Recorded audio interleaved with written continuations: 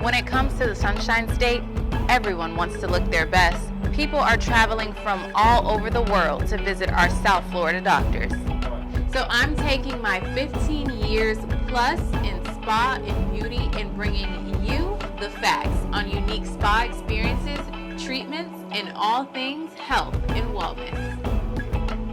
So follow along on the journey with your beauty BFF.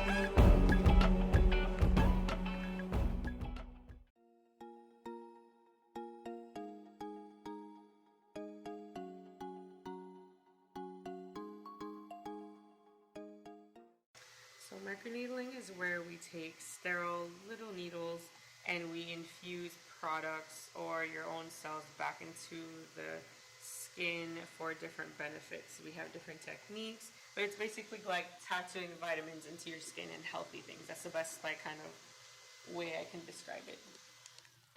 On top of the skin, it helps to actually infuse the skin itself because you have more control over what goes where and in which treatment areas. So it's really targeted, it's really specific to the person, which is nice.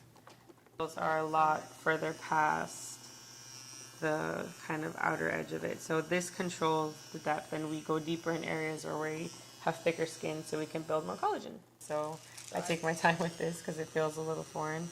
And I put some gentle pressure on the syringe, and I'll lightly hover over that just to get her skin used to feeling what that needle feels like. And as you can see when you're looking, it's barely even really having an effect. You might see some light pink to redness coming up. So I'll move it around. And I'm just playing with her skin right now, seeing what it can handle, seeing how it responds to just a little bit of touch with the needle. And I'll keep going. I never put the needle anywhere that there isn't any serum because that is uncomfortable for the person, and it's called dry needling, so it's something you want to avoid. So this is actually one of the more sensitive spots to do microneedling because the skin is so close to the bone, and that makes sense. Look at her brow bone right there. So I'm using a very light hand, and you can see in the areas where we started that we're kind of continuing to go over, they're getting a little darker in redness, but it's very subtle. Like, you might not even see it on camera, but to my eyes, my trained eyes, I can see, and I know that tells me I don't need to stay over that area for much longer because we're going to do a second pass, and that prevents overtreatment. So when you're watching microneedling and you see actual blood coming to the surface, that's completely wrong. When you're watching microneedling and you can see that they're going like this and dragging the blood from side to side, that's not right either.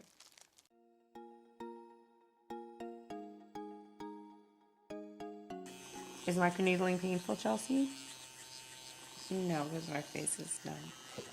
And even if her face wasn't numb, I have done this on several people without numbing, and they more than tolerate it. So it really depends on the person. And I obviously, in some areas, like you can see, there's a drop of blood, and that's fine. It's her own cells that we're putting back in, so that's going to clot. That probably won't even start bleeding again because there's the cells are healing as fast as they're being called to prepare more collagen, which is a controlled injury. Like, we're putting needles in the skin, but it's for a reason, to make the cells want to be like, oh, let's make collagen, which is what allows your skin to bounce back, which is what allows you to look more youthful. So when we do the under eyes, you're actually going to build quite a thick layer of collagen right here, and in a month you're going to see that the skin there is going to be more even in texture, there's not going to be as many wrinkles, and the color is going to be more even in tone as well.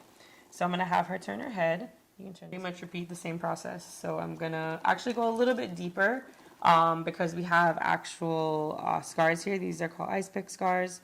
And we also have a few blackheads, so I'm going to keep that in mind and have her come back maybe in 2 weeks for a regular facial. So I'm still always assessing the skin while I'm moving. But I am going to go up in the depth because this is our second time together. And with this, we want to make sure that we're actually getting the needle in those areas to fill those holes with collagen. That's basically what you're doing. You're making those cells that no longer make collagen more collagen so that it looks more even in the texture.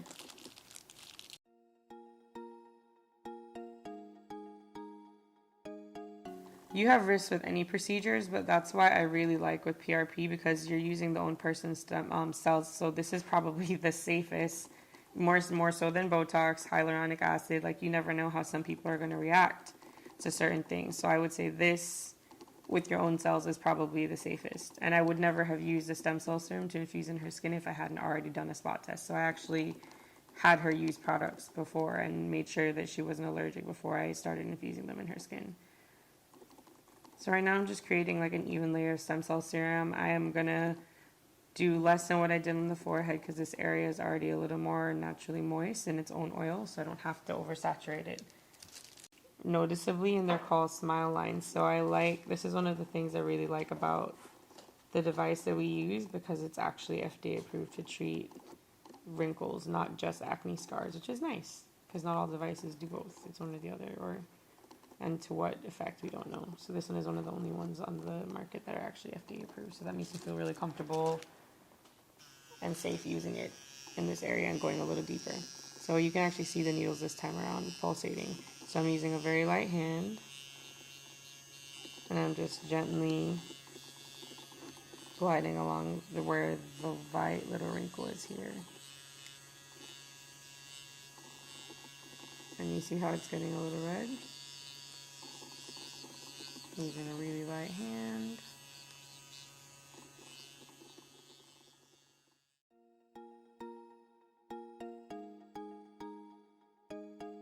Yes, microneedling can be used to treat wrinkles and fine lines on the face. It can be used to treat stretch marks and other body scars as well.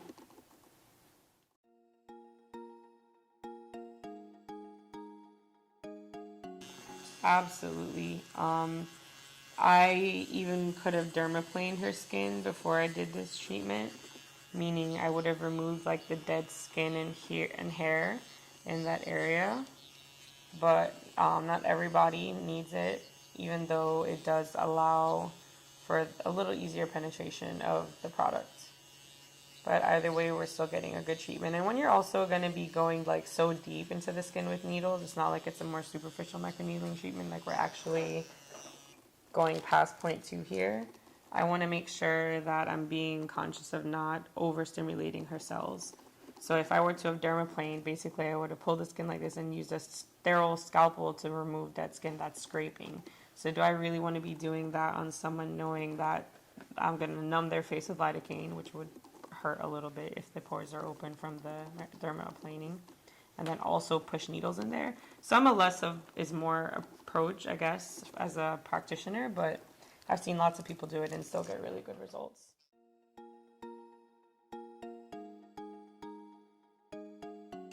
Microneedling can be, and it depends on how many syringes you use, and you can also have microneedling injected intradermally. So microneedling has a very wide range because microneedling can be combined with so many different things, and it depends on your practitioner and what their scope is. So as an RN, since I can offer PRP, for example, and I can offer medical grade medical microneedling, and I have a medical director who works closely with me, we charge $480 normally for a microneedling session. Then we offer different incentives if you get a package of 3 or more, because that's where you get the really, really, really long-term results. Because when you do 3 back-to-back, you continue building collagen for months. It's not like a facial where you have to come in every month for maintenance at all. It lasts a lot longer. You can start seeing results from microneedling as early as, I would say, 3 days. I have a really cool before and after with someone actually, you can tilt your chin back for me, where it was only a few days after her appointment and you could already see a difference. So it really depends on every person, but I would say give it a minimum of 2 weeks, especially depending on the product you use, how deep they went, because if you go deeper, your skin has to go through a little bit of a longer process of downtime to recover first, instead of just jumping straight into healing. It also takes about a month for you to see what you're treating on a cellular level. So the cells that we're seeing on the surface now are not the cells we're going to be looking at in a month, in 2 months, because of the collagen that we're stimulating in this area. So I would say start looking for around 2 weeks, and then you should see the full treatment results by 6 weeks for most people.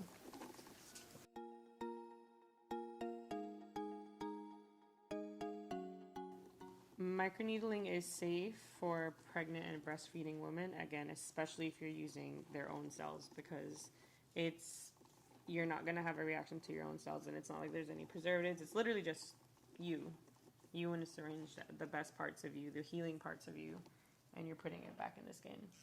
So I would say it's probably the safest thing that you could do, because you never know how people are going to react to anything with preservative, and if you're putting anything manufactured in your body, there has to be a preservative.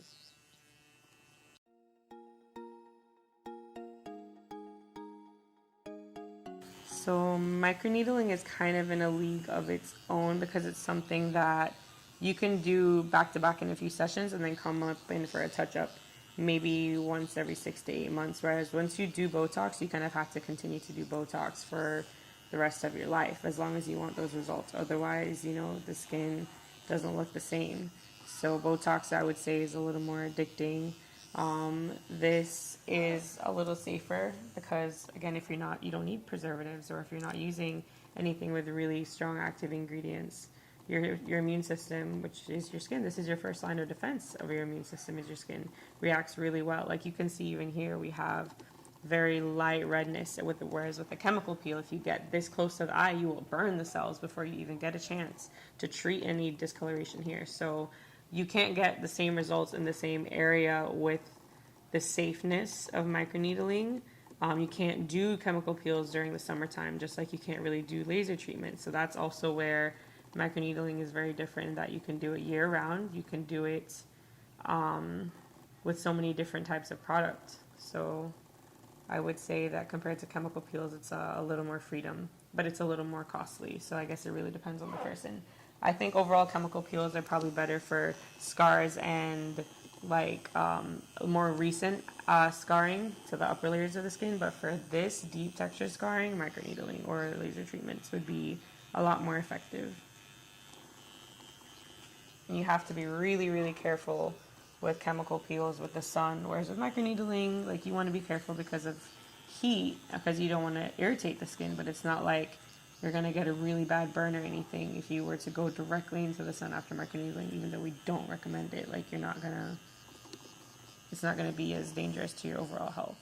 What are some things that somebody should ask to make sure that they're getting a good practitioner or Oh, sure. esthetician? Licenses, first and foremost. You want to make sure, especially if you're doing anything with your own cells with PRP, that you're working with a licensed provider. You want to make sure that they're using a device that is approved for what they're telling you it's approved for. So you can always ask for that information, or look it up. Just ask them, what brand they use, or usually they'll offer you a professional pamphlet.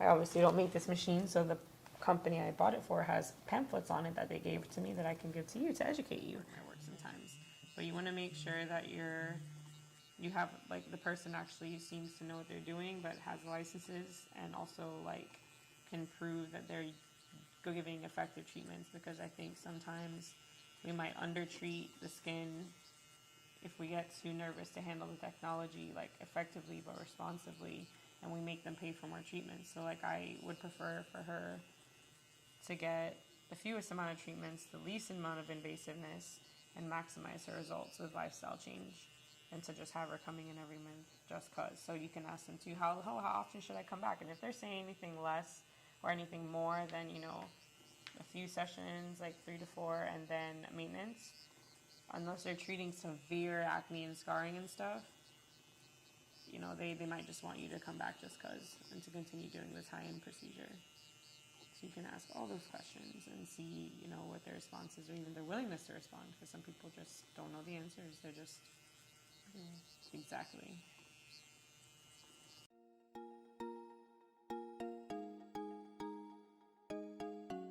You can actually do hair restoration with PRP and microneedling.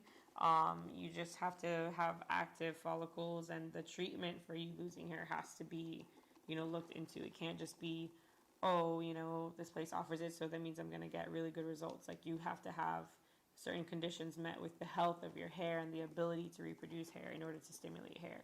So that goes back to trusting the practitioner. You want to make sure you're going somewhere where they ask really good questions about your health history, about why it is that you're losing hair, and we try other methods first, because our first instinct shouldn't just be to, put needles in you. We should try other lifestyle change depending on the reason, or if we're not sure about the reason.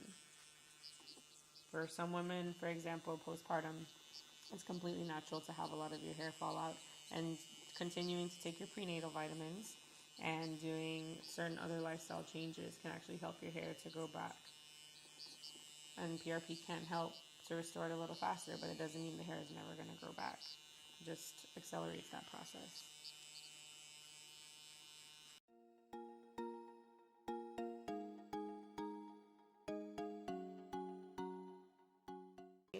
So by calming the skin down with cold therapy, you usually get it to be not just hydrated, but a lot calmer, so that it doesn't make as much heat. Because if we build up more heat in these areas that are already irritated, it makes the skin want to make more melanin, so there will be more scars. All right, so I'm gonna start putting product on her face to hydrate. The first thing that I put is a little more stem cell serum. So it has 4 types of hyaluronic acid serum.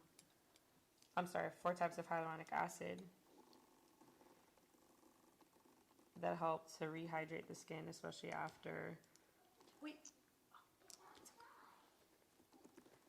So we have the kids in the back, and then I'll kind of rub it together. This is actually a lot. This is probably a little more than what I would normally use, but I also am including her neck. And I leave this mix of the PRP with whatever products on top of their skin. I asked them to do it for at least 5 hours, because you want to give the skin a real chance to replace its cell barrier. Laser treatments or even after peels, this is called cold therapy. So we basically take something cool and we just gently roll it over the skin.